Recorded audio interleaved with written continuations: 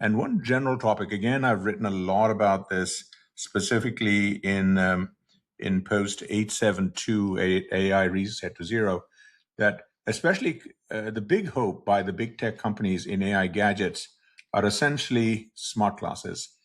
These are the Meta Ray-Ban smart glasses, cameras, speaker, etc. So I can talk to Meta AI. I won't say that, otherwise it'll start to talk in my ear. These are my regular glasses.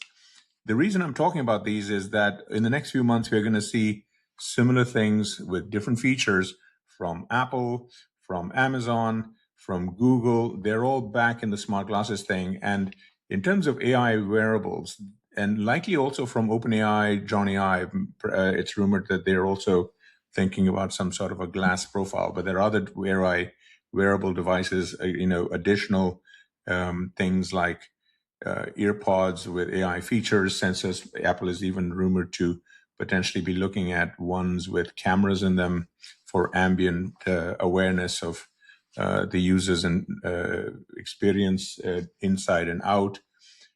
There is a core issue with these glasses that I just wanted to highlight. There's a lot of ambition around this, especially from Meta and Mark Zuckerberg. They're the ones spending the most in this category, tens of billions of dollars, and high hopes here.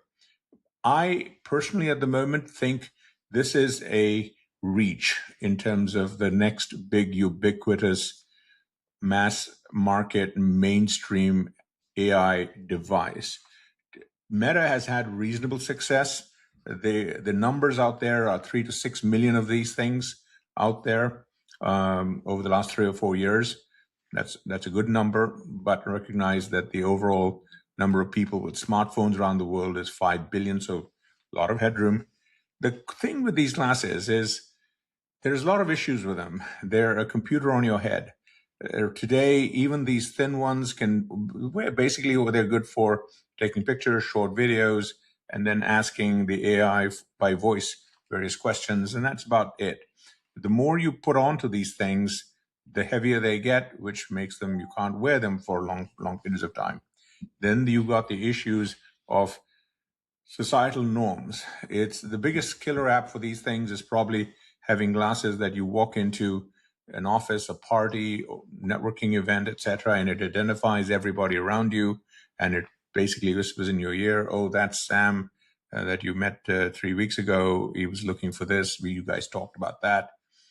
And all of the companies are thinking about these kinds of features, but there are societal norms, there are regulations. What is in half the states in the U.S., you can't record things without other people's permission. There's issues of the lights that are on or not on while you're recording. Meta, Mark Zuckerberg has explored potentially not having lights on. There's a societal creepiness aspect to these things. And so it's not clear how long it'll take for people to get over it.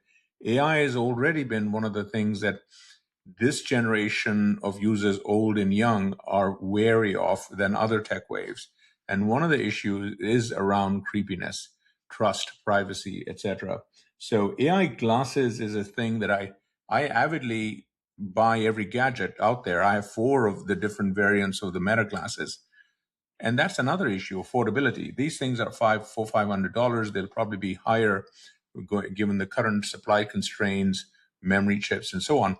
And so this is not a mainstream item necessarily, especially when you're adding to a mainstream budget of already $500 to $1,000 of a smartphone. Forget the foldables, those are $2,000. You're going to upgrade your laptop for AI features and capabilities.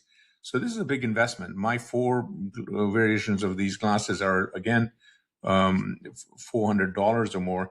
The other issue is style. Most people, in terms of regular glasses, have various colors, forms. Half the people have prescription lenses in the US, over 60% actually.